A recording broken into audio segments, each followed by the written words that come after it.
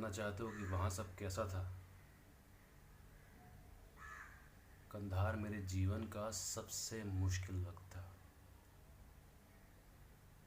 कहीं से बम फटते थे, कहीं से भी गोलियां चलती थी, लोग चीखते थे, चिल्लाते थे और हम कुछ समझ नहीं पाते थे।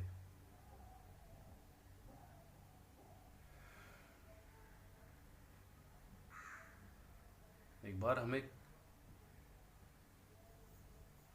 शहर को तहस नहस करके वहां से निकल रहे थे।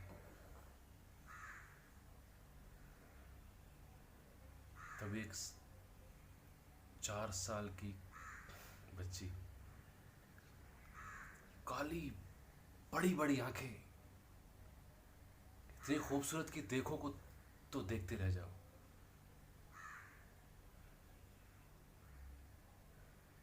बेबस बेसहारा खंडर के ऊपर खड़ी थी। खंडर पता है क्या होता है?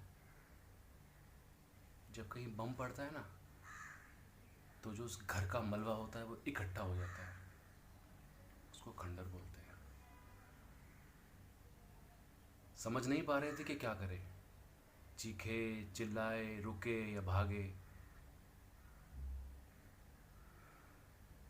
तभी मैं उसके पास गया, अपने घुटने टेके और उसकी बड़ी बड़ी काली आंखों में देख के कहा,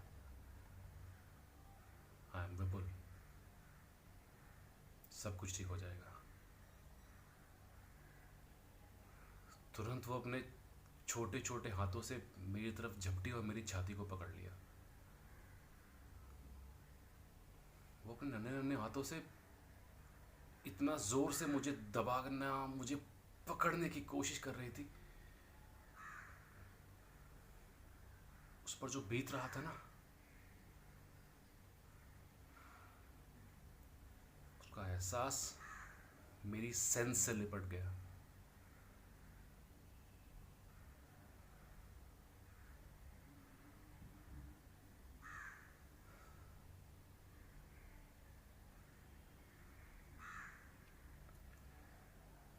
जब वो मेरे से गले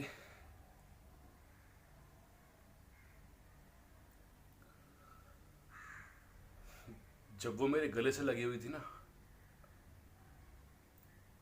तो नीचे मलबे में एक हाथ बाहर झांक रहा था। मैं समझ गया कि वो हाथ उसकी माँ का है, तभी वो यहाँ से जा नहीं पा रही है।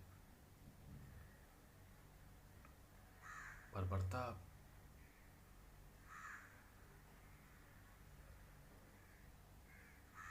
कि उस एहसास ने मुझे पागल कर दिया।